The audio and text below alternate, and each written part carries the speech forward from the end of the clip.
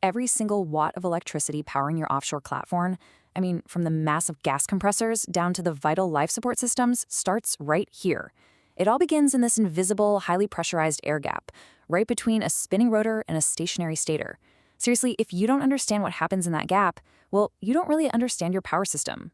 Welcome to The Explainer. Today, we're on a mission to completely demystify the complex operation of synchronous power generation. We're going to take that dense mathematical theory of electrical engineering and ground it directly into the high-stakes, real-world applications of the oil and gas industry. Okay, let's dive right into this. Here's our agenda for today. 1. The offshore electrical heartbeat. 2. Basic operating principle. 3. Stator, rotor, and armature. 4. Under pressure, armature reaction. And 5. Transients and reactances. Section 1. The offshore electrical heartbeat. So the fundamental setup here relies on two massive components. First, we have the rotor, often called the field. This is the spinning component, and it carries the direct current, or DC, excitation winding. This winding rotates at the exact speed of the shaft and sets up the main magnetic flux. Now, surrounding this is the stator, or the armature. The stator is completely stationary and houses the three-phase alternating current, the AC winding. The whole magic of power generation, it happens as that rotor spins its magnetic field right inside that stationary stator. Section 2. Basic operating principle. Picture a simplified generator. As the rotor spins, its magnetic field physically sweeps past the stator windings.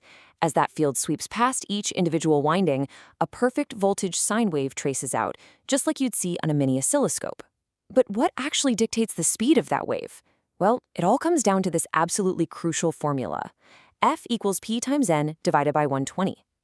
F is your frequency in hertz, P is the number of magnetic poles, and N is the rotational speed in RPM.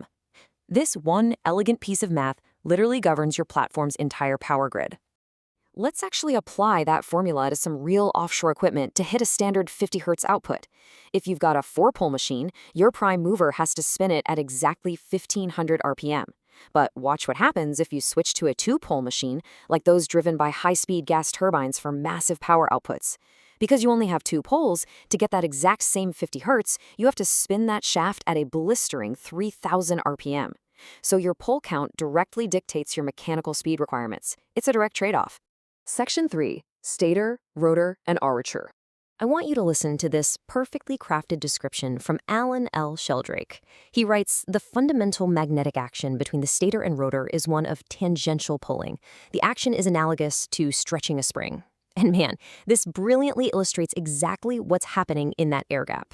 When the generator connects to a load, the rotor pole is literally pulling the corresponding stator pole flux around with it. The more electrical power you demand from the platform, the greater that physical pull becomes, and the wider the distance created between the rotor and stator flux axes. It is literally an invisible magnetic tug-of-war. Section 4. Under pressure, armature reaction. So let's see how this builds when we actually close the circuit on a load. Step 1, stator current immediately starts flowing. Step 2, this brand new current in the stator winding creates its own flux, and here's the kicker, it actually fights to counteract the main air gap flux produced by the rotor. We call this the armature reaction. Moving to step 3, because the overall air gap flux is reduced, your generator's terminal voltage begins to drop. And finally, step 4. To restore that voltage, the automatic voltage regulator has to step in and crank up the rotor's direct excitation current to compensate for that demagnetizing effect. The machine is constantly fighting to maintain its balance under the pressure of the load. It's a non-stop balancing act. Section 5. Transients and reactances. Now, when a fault hits, the machine's magnetic flux doesn't just disappear instantly, right? It decays over time. And we map this decay across 3 specific chronological reactances. First, you have the immediate impact, the first fraction of a second.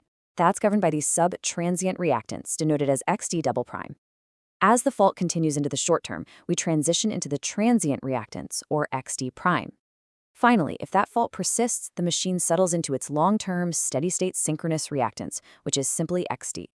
Because the synchronous machine has an external source of excitation power, it fights to maintain flux during a fault, and its ability to survive is heavily determined by this specific timeline response curve.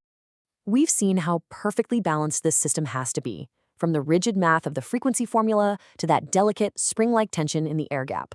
But modern offshore platforms? They're evolving. They're increasingly packed with massive, variable frequency drives that inject harsh harmonic voltages and currents right back into the system. So I'm going to leave you with this to think about. As we keep adding these complex, nonlinear loads, how will this high harmonic distortion threaten that delicate synchronous balance, the air gap flux, and the steady-state reactances we've just explored? Think about that the next time you hear the deep hum of a generator running offshore. Thanks for joining me on this explainer, and keep learning.